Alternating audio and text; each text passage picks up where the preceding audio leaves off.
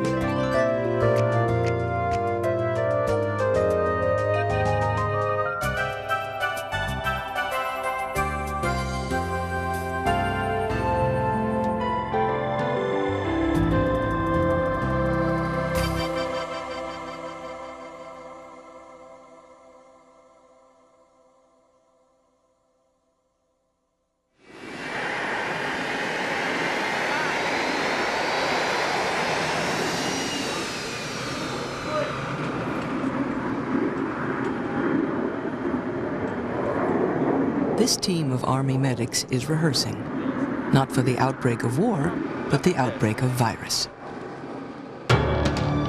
It's a battle where shaking hands can be more lethal than dodging bullets, where the adversary numbers in the billions, where nothing is constant but the body count. Viruses are things on the very edge of life. We can't taste them, smell them, or see them. But they're there.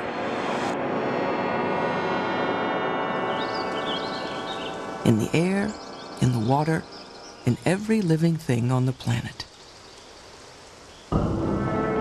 They're the tiniest, simplest form of life on Earth. Yet they know ways to enter our bodies, kidnap our cells, outwit our immune defenses. Viruses are old.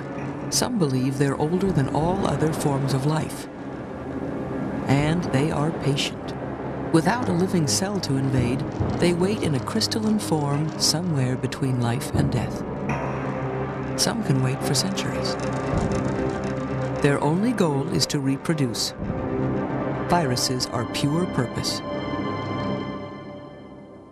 Viruses, when they're out there in the environment, are basically just pieces of genetic information wrapped up in a protein coat or some other little bit of protection, vulnerable to all the elements in general, and just waiting for the next living thing that they can grow in to come along so that they can infect and propagate themselves. It's the form of life that cannot subsist. It doesn't have the machinery with which to live. It can only do so by entering and utilizing another cell for that purpose. And when it uses human cells for that purpose, we usually end up the losers. Diseases caused by viruses are as potent a force in the history of man as war and natural disasters. Influenza. 15th century Italians called it that because they believed it was caused by the influence of stars and planets. Smallpox was first reported in Chinese literature 3,000 years ago, now extinct. There are 7 different kinds of herpes. Chickenpox is one. Odds are you have herpes right now. Kuru is found only in cannibal tribes in New Guinea, transmitted by eating human brains. Each cold you get may feel the same, but it's not. There are hundreds of different cold viruses. In your lifetime, at least 50 of them will catch you. And the list goes on, as common as colds, as deadly as AIDS. Viruses are a cause of a lot of misery. There's the viruses you catch in the office, the daycare center, that your kids bring home from school that cause minor disease. We don't diagnose viruses specifically, so that we often pass them off and we don't pay the kind of attention to them that we might. Viruses have always been difficult to pin down. Even the most powerful optical microscopes could only magnify objects 2,000 times. They revealed a watery world of bacteria and single-celled creatures, eating, moving, multiplying.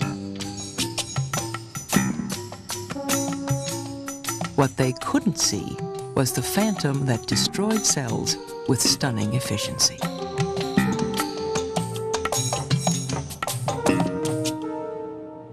Then, in the 1930s, German scientists invented the electron microscope and could finally see a virus at 7,000 times magnification. Instead of bouncing clumsy light waves off objects, it used tiny electrons to magnify. One look through the electron microscope instantly changed how people defined the boundaries of life. They discovered organisms so small, billions and billions of them could fit into a single pixel on your television screen.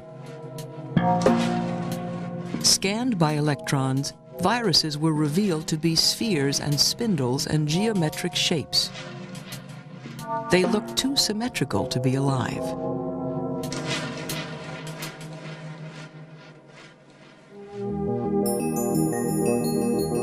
On today's supercomputer screens, viruses look like ornaments from a Martian Christmas tree.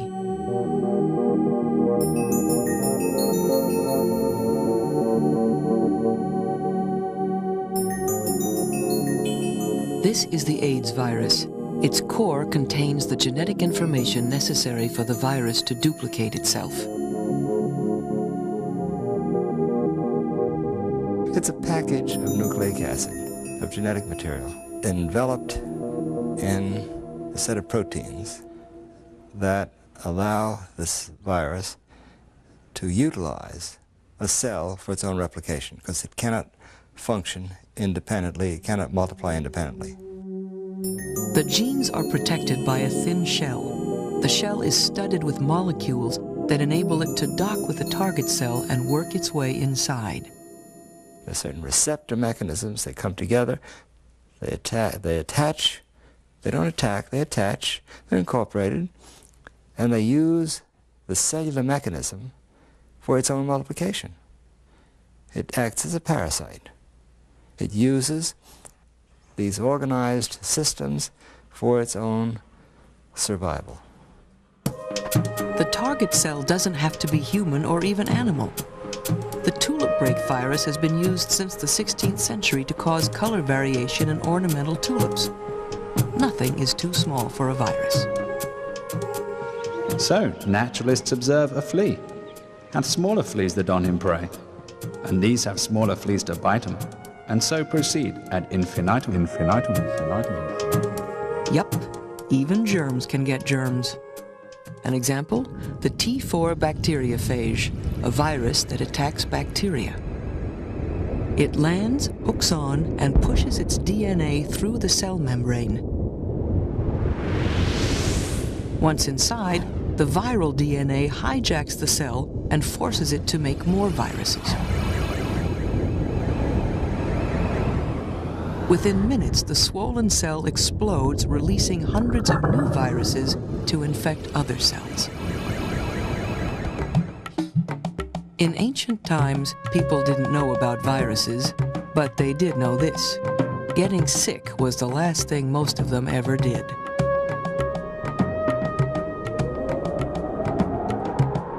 Where did these diseases come from? Was it the wrath of the gods? Omens? Sorcery? The Great Red Plague that struck during the Peloponnesian Wars in the 5th century BC may have been typhus or scarlet fever, or it could have been measles.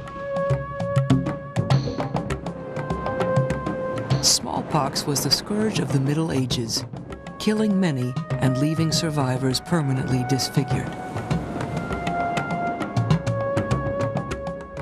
When 20th century archaeologists opened Egyptian tombs, they found references to what could have been polio. But diseases of the past were limited in time and space. The world had not yet experienced viral epidemics on a global scale.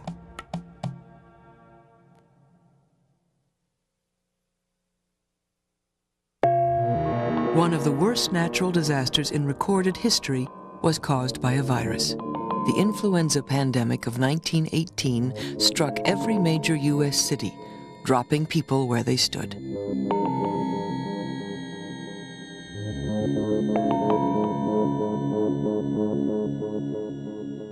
There were at least 20 million people killed worldwide, and it's probably the worst pandemic the world has ever known.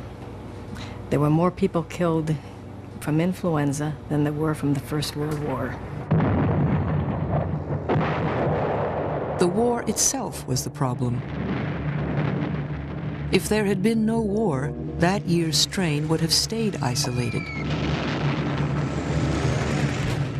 But when Allied troops met in northern France to exchange fire with the enemy, they also exchanged a lethal strain of flu. So it began. It then went from France to the United States, and it disseminated from Boston. At Fort Devens, Massachusetts, one case of flu turned into more than 6,000 cases between September 1st and September 18th. It took only 17 days. India lost nearly 4% of its population. Alaska, 8%. In the South Seas, the death rate was 20%. People were absolutely panicked because somebody could be playing bridge one night and they would be dead the next day. And so they did all kinds of things. They were wearing face masks, and in fact, the police all wore face masks. They were carrying little pouches of garlic and onion, just anything that they thought would protect them from the flu. They had no idea that they were leaving exposed the very place where flu enters the body, their noses. Nothing was known about how to cope with it. And that is something that began to emerge when we got into the 1930s, 1940s, and 1950s. By that time, there was enough knowledge and experience and the development of techniques to make it possible to proceed. Never before in history have doctors been able to do so much to preserve your health as they can today. And almost everywhere in medicine, the parade of advances that will benefit countless millions has just begun. Vaccines became a scientist's dream. They promised to rid the world of viral disease. Curiously, the word vaccine comes from a cow disease called vaccinia. In the 18th century, the beauty of milkmaids was a cliché. They alone seemed to be spared from smallpox. An English country doctor named Edward Jenner observed that a surprising number of milkmaids caught a mild, measles-like illness called cowpox, known officially as vaccinia. Jenner extracted the virus from blisters and infected a child, his own infant son.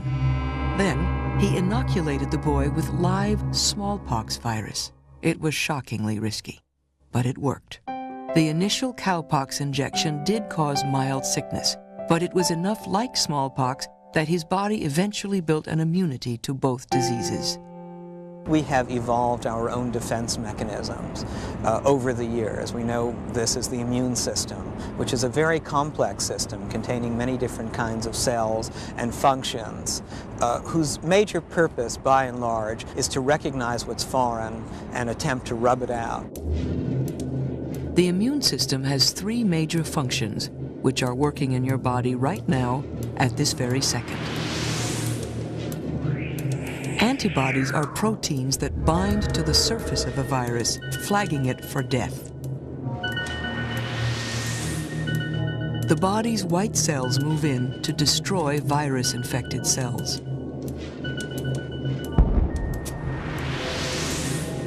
Once you have been infected with a virus, memory cells will immediately recognize it if it enters your body again. This is why vaccines are so effective. The body remembers what the fake virus looks like, so it can protect you when the real virus comes along. One of the most common ways to make a vaccine is to grow it in an unnatural host.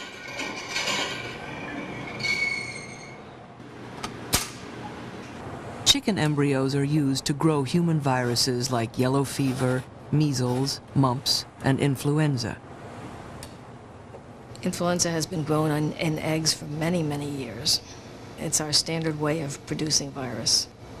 It can also be grown in tissue culture and grows very well in tissue culture, but you can't produce enough tissue culture to make large doses required for industrial use.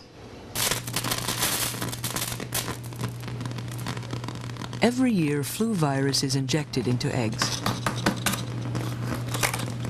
After several transfers from egg to egg, the virus will have become better adapted to growing in chicken cells than human cells. When injected into a human, it looks enough like the enemy to cause immunity, but isn't strong enough to cause sickness. The flu virus has found a way around the immune system by mutating, changing the way it looks. Sometimes it changes only slightly. Other years, the change is radical, and we are defenseless. Sometimes you can get partial immunity, which will give you some protection. But when we have what we call a shift, that is usually what occurs when we have major epidemics. Then the immune system doesn't recognize the flu at all. Bears no resemblance to anything the antibodies have seen before. How much a virus can change depends on how it's made. If it has genetic material arranged in the familiar double helix DNA, then it's pretty stable from generation to generation. In reproduction, when a DNA strand unzips to become two DNA strands, a kind of molecular spelling checker watches the new molecules form to make sure the two copies are identical. The DNA viruses have a nice copy editing system, so they will correct their own errors, which means that the frequency of mutation is low. The RNA viruses do not have those. And this explains why RNA viruses are so variable. These viruses change all the time. Which is why the vaccine for a DNA virus like smallpox works decade after decade, while every year we need a new vaccine for RNA viruses like influenza. This frozen library is Dr. Herlocker's collection of flu strains that have evolved over the years. These viruses are not dead, just dormant. Each vial represents a different year, a different strain. If you warmed up and breathed flu vintage 1980, you'd probably get sick. Some vintages of flu are spontaneous mutations. Other epidemics can be traced back to ducks and pigs. They end up with names like swine flu, or the Hong Kong flu, or the Asian flu, because they often come from countries where people live close to their farm animals. Influenza has the added advantage of crossing from one species to the next. Each time this happens, the strain changes. And that means a lot of work for scientists at the World Health Organization and Centers for Disease Control in Atlanta. Every year, it's a race against time. CDC Influenza Surveillance Laboratory. Information is gathered from flu watch centers around the world and used to predict what new strain is coming our way. Once this is determined, a new vaccine is developed, hopefully in time.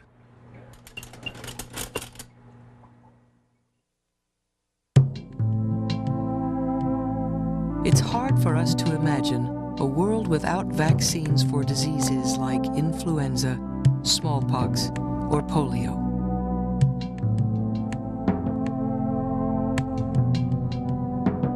In the first half of this century, people panicked when children came down with fever and muscle aches.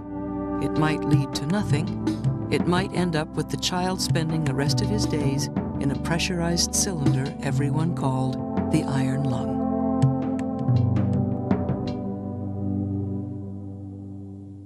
In my own lifetime, I was aware of the effect of viruses. In 1916, for example, which was 2 years after I was born, there was this severe polio epidemic in the United States, particularly in New York City. And then again, in 1918, 1919, there was a severe influenza epidemic. And in both instances, the effect was quite devastating. Now, I, of course, was too young to understand the significance of that, but I do remember the crippled bodies and the coffins.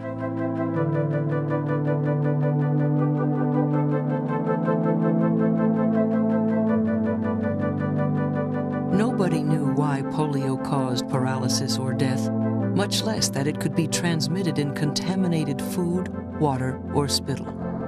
Home remedies and preventatives were born out of desperation. When polio struck Franklin Roosevelt after he had gone swimming in a chilly lake, people speculated that the cold water must have been the cause. By the late 1940s, a young Jonas Salk was well on his way to becoming a hero to parents worldwide. My whole life has been devoted to being a physician, and this is the way in which I chose to practice medicine.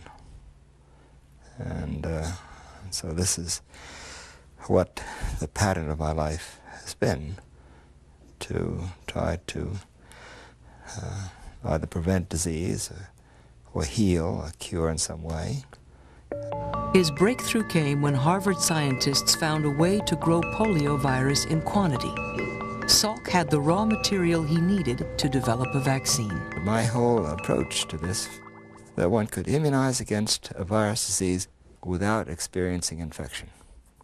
Until then, it was believed that you had to experience infection, as in the case of smallpox, rabies, and an attenuated form of the virus. In his lab at the University of Pittsburgh, Salk killed polio virus with formaldehyde to prevent it from causing disease. In 1955, after first trying it on himself, he began inoculating children. The dead virus alerted their immune systems without making them sick. It was treated as the biggest news in medical history. In the United States alone, 2 generations have grown up without knowing the anguish of the disease. It was all in a day's work, I like to say. And it was appreciated, especially by your parents, for whom fear was lifted.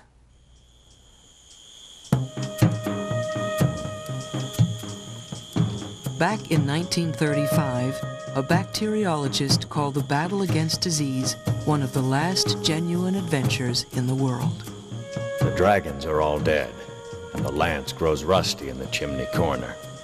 About the only sporting proposition that remains is the war against those ferocious little fellow creatures, which lurk in the dark corners and stalk us in the bodies of rats, which fly and crawl with the insects, and waylay us in our food and drink, and even in our love.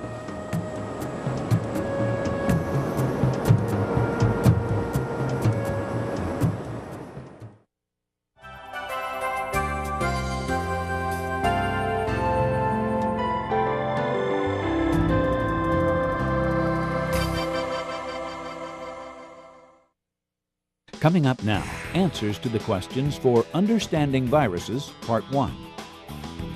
Viruses are unable to reproduce on their own, so they insert their genetic information into other cells that can reproduce for them. During World War I, people from many countries came into close contact. This allowed one strain of influenza to spread around the world at an unprecedented rate. Try this activity with your class. Have each student draw and label a diagram of an animal cell and a virus. Then make a list of all the similarities and differences between the two. Why is a virus considered to exist between life and death? To learn more, members of the American Association of School Librarians and Assignment Discovery suggest Viruses by Howard and Marjorie Facklin. Ask your librarian to help you explore the many resources your library has to offer.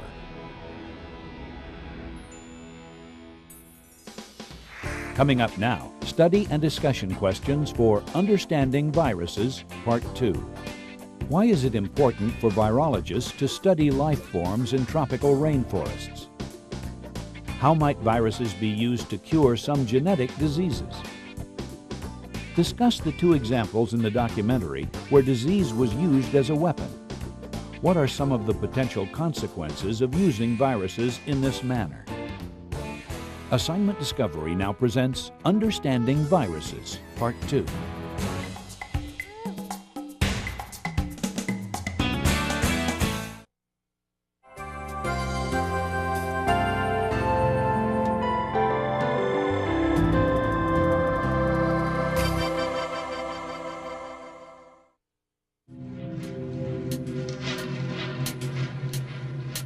Today, new crusaders struggle to slay the littlest dragons that lurk in the world of poverty.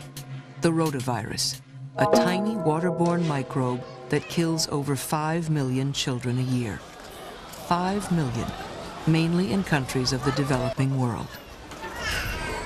In the war against rotavirus, this is the battlefield, a village in central Brazil. The town is called Terra Firma, but it's built precariously over the Guana River. The Guana River is the only running water here. It's the local sewage system. Unfortunately, it's also the local water supply. In collaboration with the World Health Organization, Dr. Alexander Linares and his team from the Instituto Evandro Chagas in Brazil track the rotavirus and try to help young mothers battle the disease. But fuel to boil water is hard to come by. Sanitation is hard in a floating slum in the tropics. The virus is so stable that human-to-human transmission perpetuates in the community. We know that improving sanitation conditions, improving hygiene is very important, but it's not sufficient in order to control rotavirus diarrhea. It is necessary to have an effective vaccine. The researchers monitor the children's health and test their blood to study how they develop antibodies to the virus.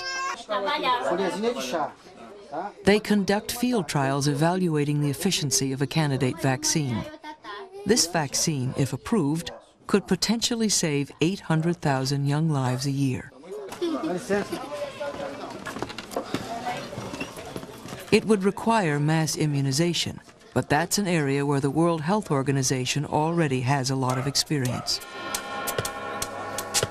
In 1967, they decided to kill a disease, smallpox.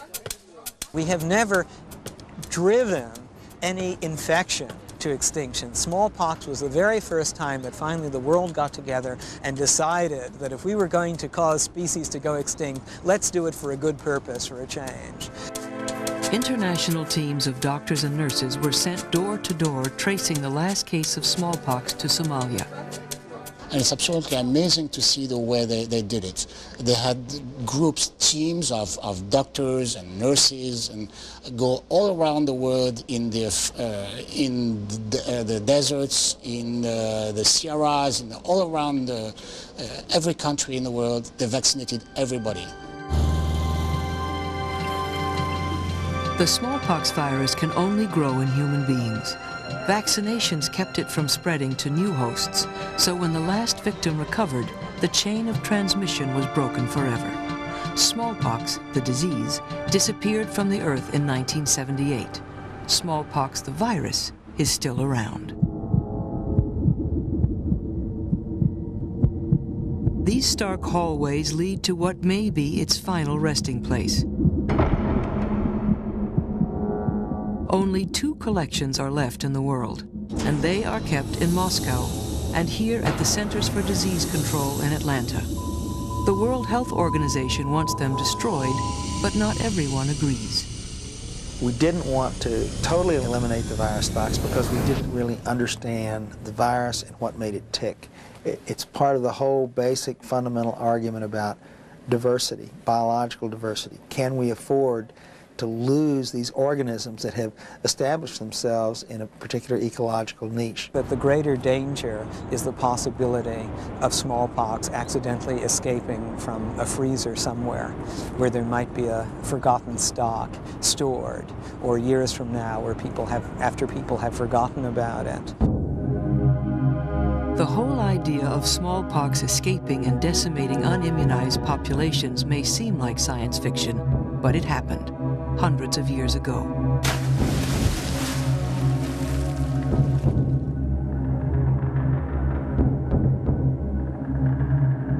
In 1519, Hernando Cortés invaded Mexico and conquered millions of Aztecs.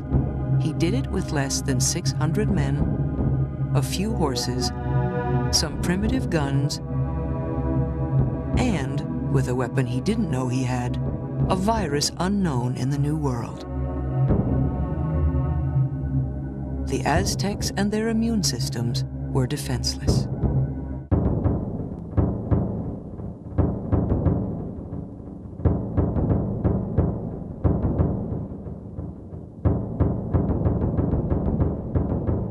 What was often attributed to the will of God was actually the work of man.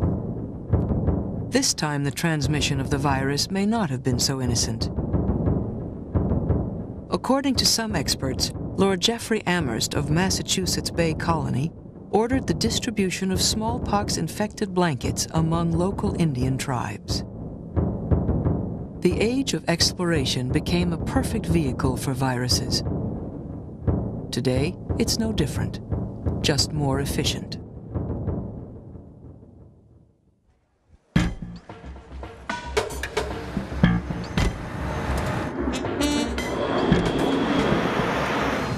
Global commerce,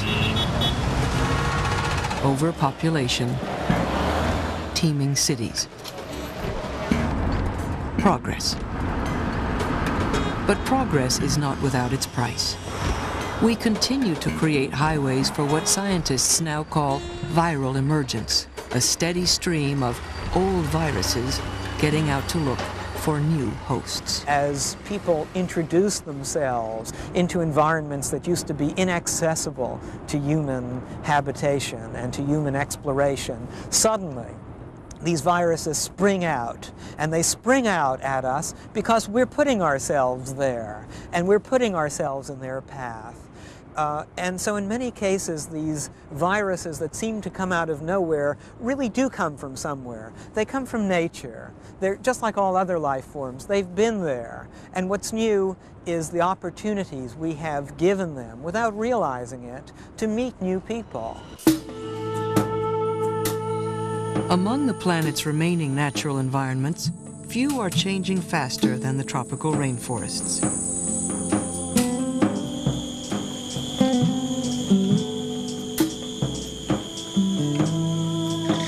Experts estimate that 90% of the 14 million species on the Earth are unknown to us. And all of those unknown plants and animals can harbor unknown viruses. That's what we face when we destroy the rainforest.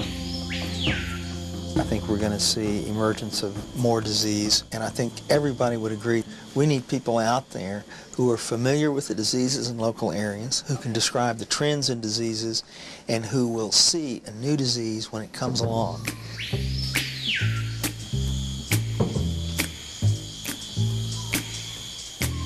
Everybody's got the fever. That is something you all know. Senor Helio Augusto Cardoso Saraiva is part of a team of physicians and scientists trying to predict the pathways of viral emergence. His job? Bait. Augusto is bug bait. He waits patiently in the canopy of the Brazilian rainforest for mosquitoes to bite him.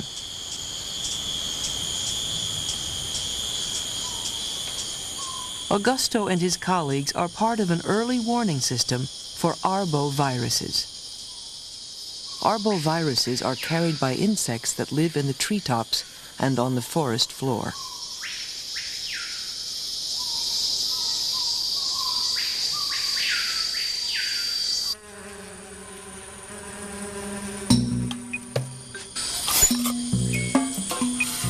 The bugs come to a sudden end as they and their cargo of viruses are frozen in liquid nitrogen for the 10-mile trip to the Evandro Chagas Institute in Belém, Brazil.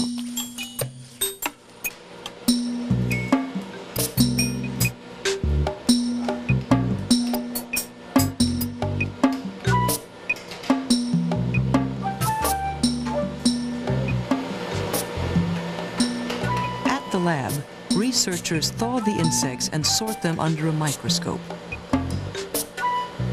These mosquitoes may be dead, but their viruses will be intact, waiting for the appropriate conditions to spring back to life.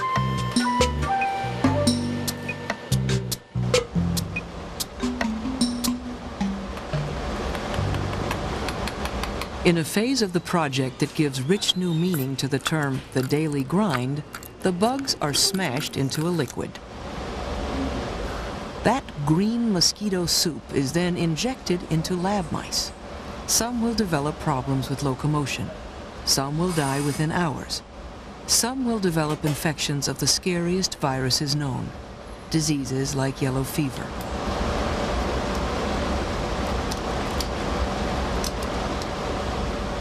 The Institute has isolated 30 strains of virus that cause disease in humans.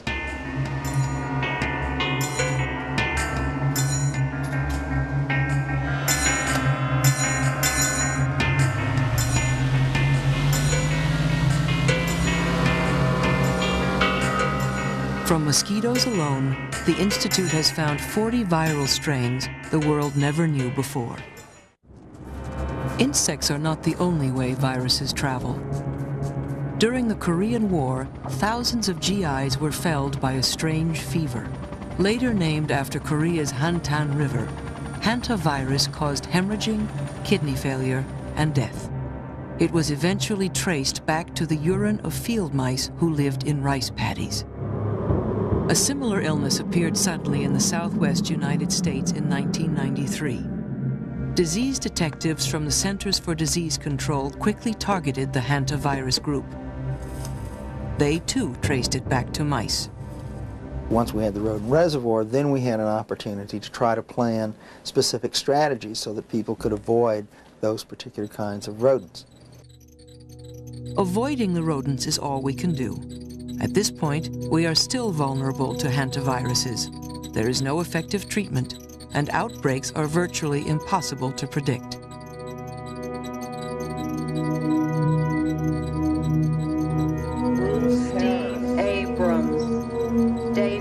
Nothing shows our vulnerability more starkly than AIDS, the disease caused by HIV.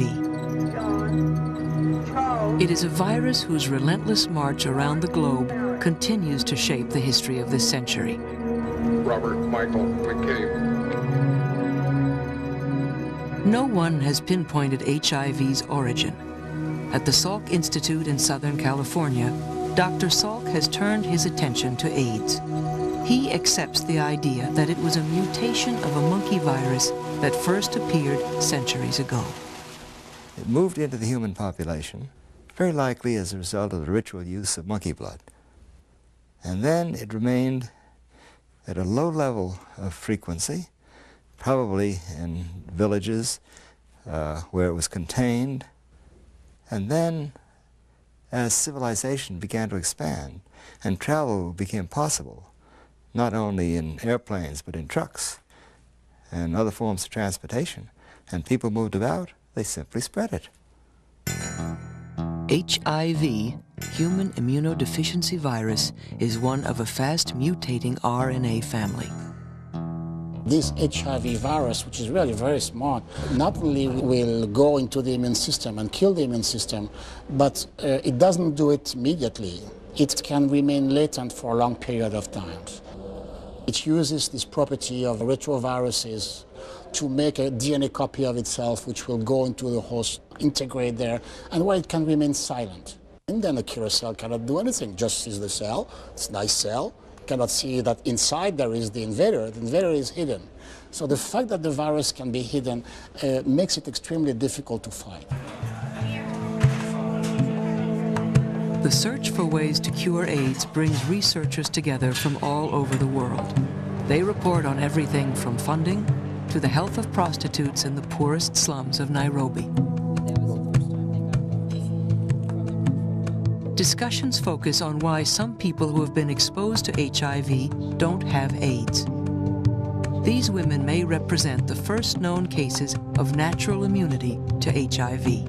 Following that evidence of an experiment in nature, which is very much like what is being observed in Kenya, it begins to suggest to us what would be the strategy that should be used in developing a vaccine. If we can begin to understand the nature of the relationship and how it functions, then we can develop strategies to cope with it. And the fact that there's clear evidence in humans that there is such a thing as a successful interaction with HIV is all that we need to know. That tells us it's possible. Nature is telling us something.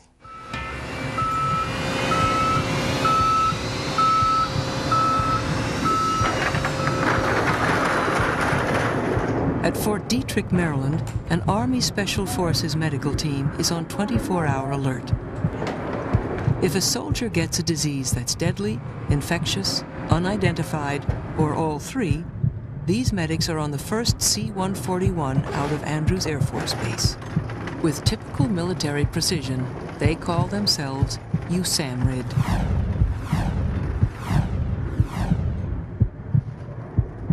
Located on an Army base 45 miles from Washington, D.C.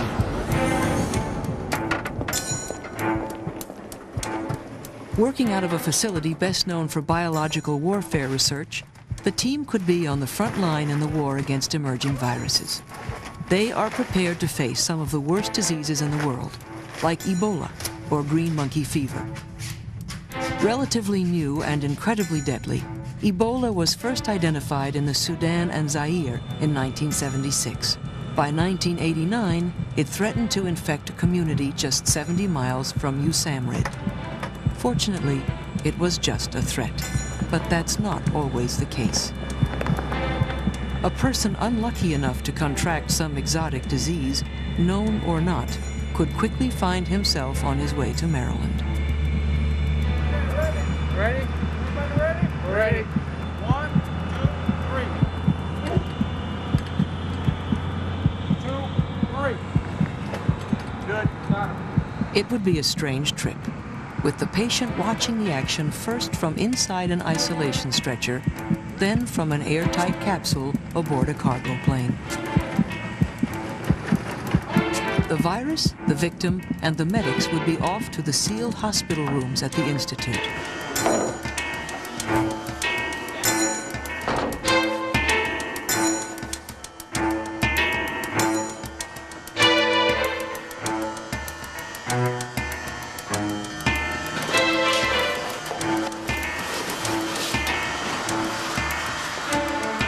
The pressurized spacesuits may make them look like miniature parade balloons, but if the suit should spring a leak, air would rush out instead of in. The medics pass through disinfectant showers to a room where the air is carefully filtered, where wastes travel through cement-encased sewer lines to be sterilized.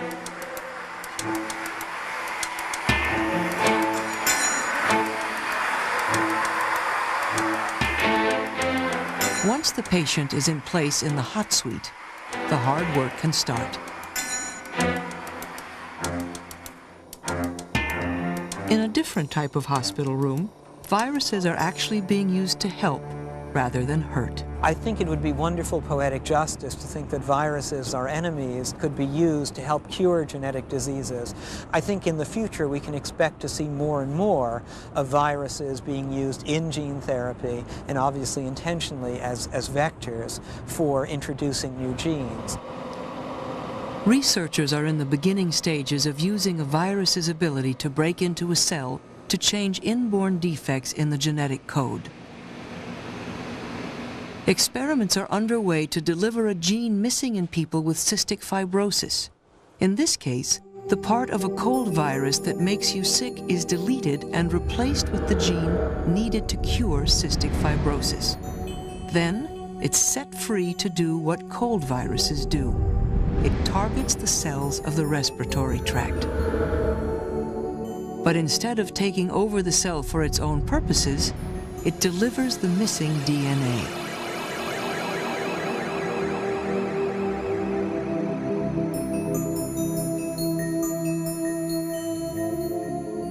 So the relationship between viruses and humans continues to evolve.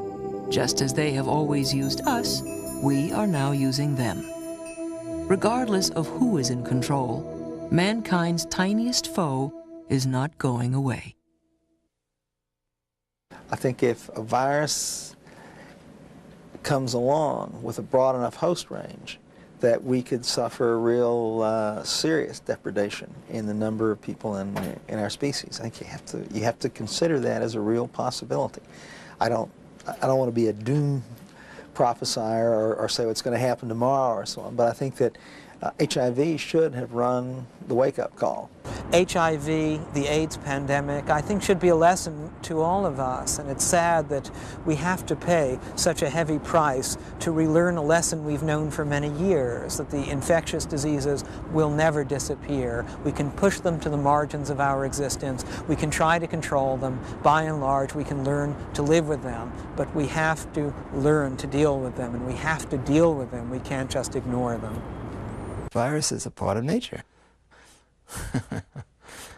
Can we not accept the fact that they're part of nature and so are we?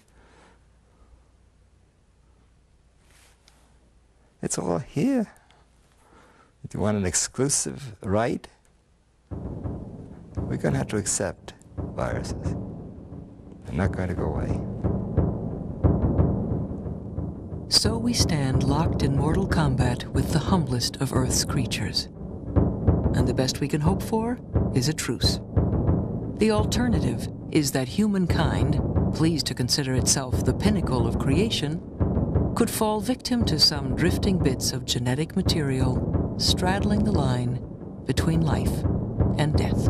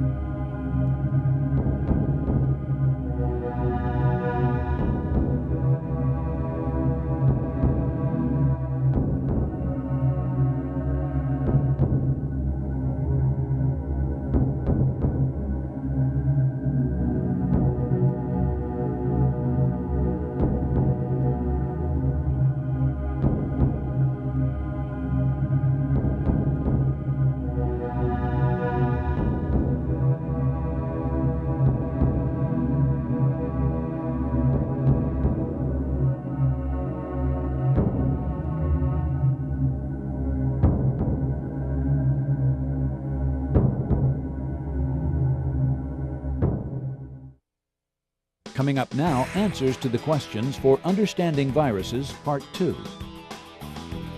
By studying life forms in tropical rainforests, virologists will start to understand viruses that may someday infect humans. Viruses can be loaded with genes capable of curing a defect in human cells.